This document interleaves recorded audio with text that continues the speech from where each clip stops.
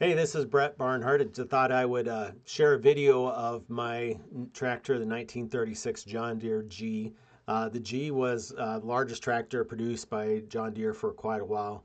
Over time, it became equivalent to I believe like the 730, and in that series, the 30 series of tractors. But for a long time, it was the workhorse of the John Deere until the 50s and the modern era. The 36 is one of the earlier models, I think, going by memory here, that they started making them in 1934. So this was pretty early, and they made the G's all the way through the 40s and I think the early 50s.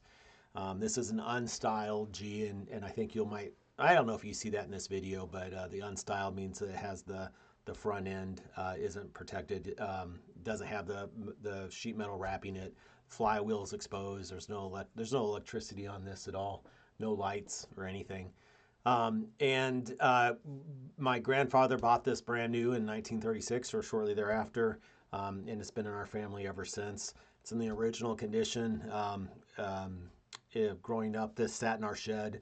I kind of remember it running once.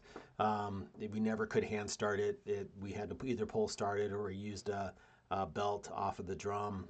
We have a 19 John Deere 720, which I have as well. And so Probably about a decade ago, 8 years ago, something like that, I decided I wanted to get it running. I didn't do it myself. I took it to a company called Boss Brothers, which is local to Geneseo, but they are kind of a nationally known restoration company. And I won't tell you how much money I spent, but I spent quite a bit of money to get it running. They went through it all. And overall, it was in good shape. They had to replace the radiator, had to do various things, but ultimately updated the timing, and just made sure that everything was really mechanically sound.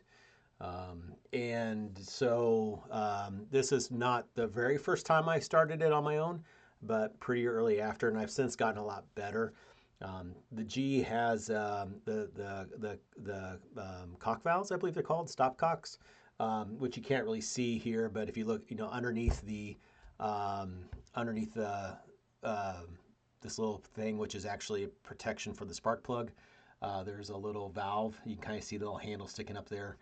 You open it up, and that reduces the compression when you go to start it. But boy, it turning it over. You'll see me. I have to throw my body into it, and now I've gotten it down to I can start it up probably in 2 or 3 rotations, assuming that I get the choke and the throttle all that accurate. So we'll go and get started here. I'm start off with me just walking up to it. All right. I haven't started the G for a couple months, so let's see how well it does.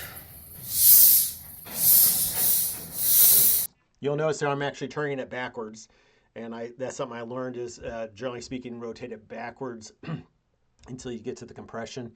And the other thing with the G's is I shut it off by turning off the fuel at the sediment bowl, so you don't kill it by choking it or something else.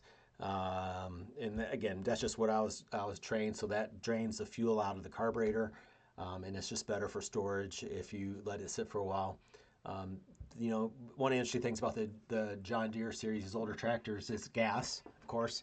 Well, this has the ability to start with gas, and then it actually could run on essentially diesel back in the day, or fuel oil, not really diesel, but fuel oil.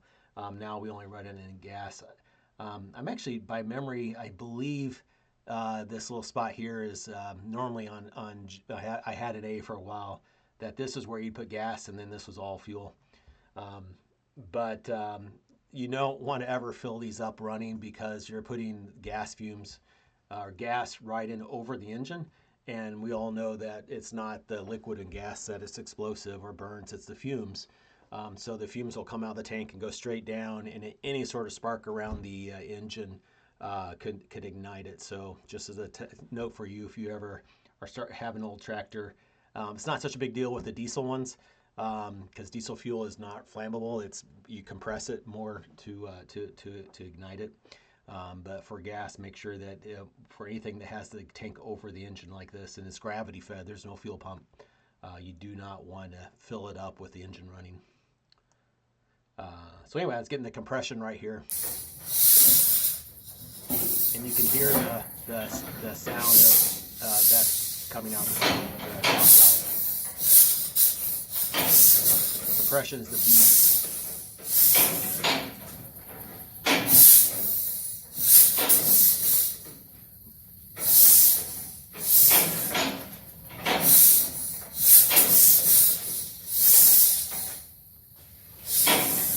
And the funny thing here is how hard you turn it or how fast you turn it has no bearing. Once it fires, it kicks off. It's just a matter of getting the rotation. And my father actually used to use this in tractor pulls, and he would stack up wheel weights on the sides, and it would just go forever. You know, back in the day, they didn't really have the souped up tractor pulls. And so one of the things when I had it rebuilt, they commented on is make sure I don't put the original plugs back in, but use the same spark plugs that are in now because the blocks have been modified. So it has higher than normal compression because of that, and I think it may have a higher. I'm not quite sure what all they did, but they said if I put the stock plug back in, it would probably hit the top of this piston.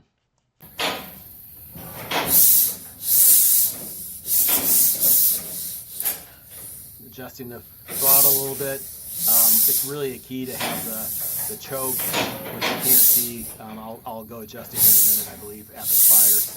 And the throttle's the right setting.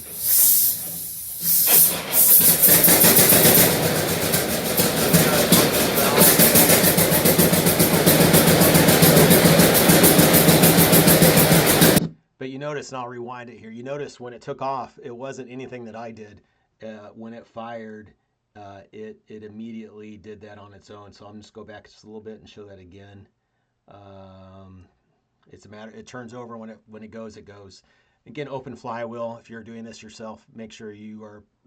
You cannot stop that. So once it goes, if for some reason you get caught in it, a lot of people over the years were very injured or killed due to the flywheels.